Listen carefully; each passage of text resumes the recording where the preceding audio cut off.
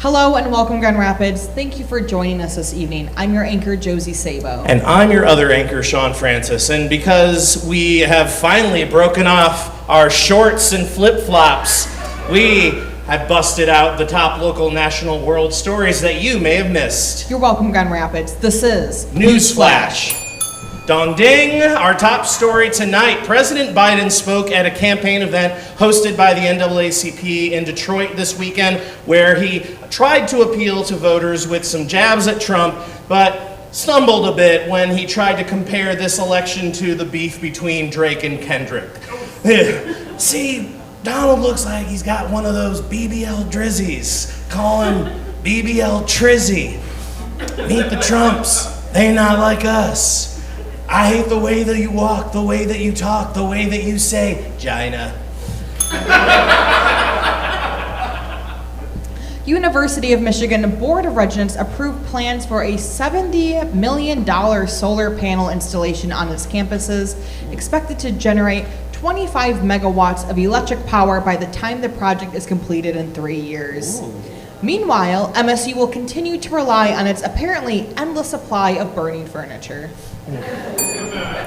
Red Lobster has filed for bankruptcy, citing inflation, customer decline, and mismanagement leading to $1 billion of debt. I guess that endless shrimp did, in fact, have an end. But really, if we all have to pull together and just suck it up and eat some more overpriced water bugs in order to save the Cheddar Bay, we must risk it for the biscuits, everyone. Risk it for the biscuit. Risk it for the biscuit. Yeah! Over the weekend, 2 carnival rides at Westfest and John Bell Park were vandalized and had their operating wires ripped out, and in one case, the entire control box stolen. No. The day was saved, however, when 2 extremely jacked up dudes volunteered to push the broken swinging boat ride back and forth for riders to still enjoy. The third extremely jacked up dude was less successful and running around trying to get all passengers spinning in the teacups at the same time. A woman who interviewed for a corporate level position at a tech company was informed she did not receive the position because apparently she was not wearing enough makeup. Yeah, I know. To cover for this obvious sexism, the company said it was all a mistake. She actually didn't get the position because she should have smiled more.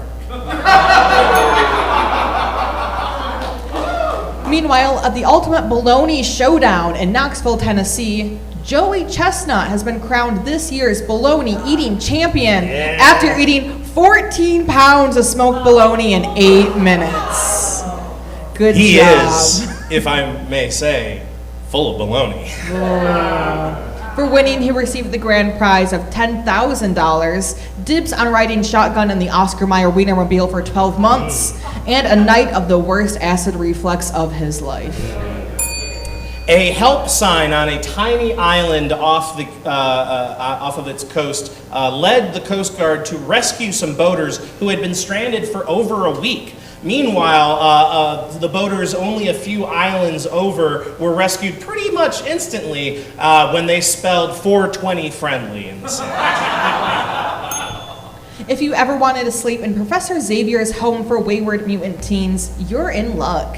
The private company Icon has been creating custom pop culture Airbnb experiences for years now, and in addition to the aforementioned X-Men themed building, they have rooms to rent based on Barbie's dream house, including, for real, the option to suspend the house in the air from a crane. That is not a doctored photo. That is apparently a real photo. It could be you. And Home Alone, no word on whether renters will have to avoid paint can booby traps on that one, though. Some other suggestions that were rejected included the Bates Motel experience. Staff were too hands-on. Hotel Transylvania, it just sucked. Heartbreak Hotel, you could die. And Hotel Rwanda, enough said. Also rejected was the Monster House, too spooky.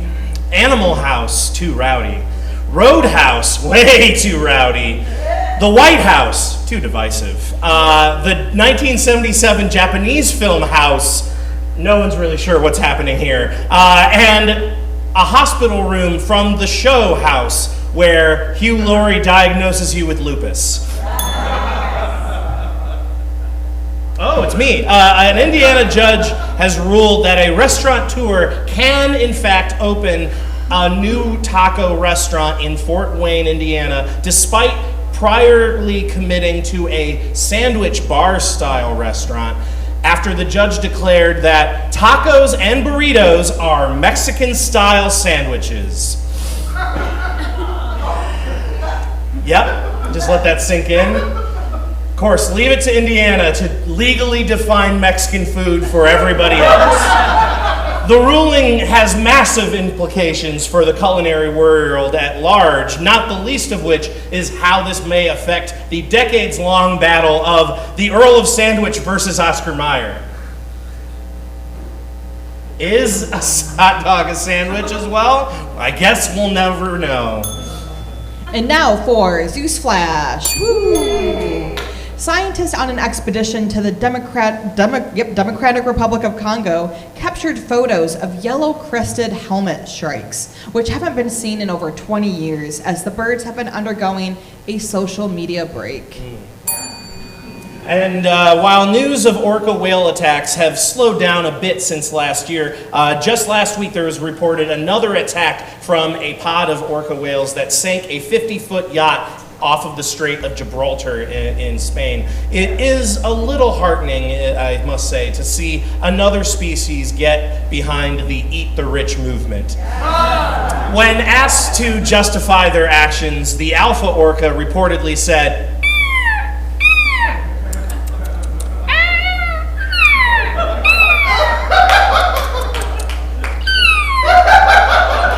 which roughly translates to, seize the means of production, comrades. A research biologist in South America has been conducting experiments to determine how deadly a bite from Gerarchus, the deadliest viper in the continent, can be by stepping on the snake over 40,000 times. So far, the biggest takeaway has been that you should avoid stepping on a deadly viper 39,999 times less than that. A viral video showed two zoo workers in Fort Worth accidentally caught in an enclosure with the silverback gorilla named Elmo. They were tempted to try distracting the gorilla by tickling him, but they thought better of that plan. Honestly, knowing what happened to Harambe, the gorilla's probably more scared than the workers were. Rest in peace, King. There is a library in Massachusetts for giving overdue book fees in exchange for cat photos. This is real. What started as a simple joke has now backfired, as the library now has to retain a cat photo appraiser on staff to determine the value of each photo. That was just one by itself.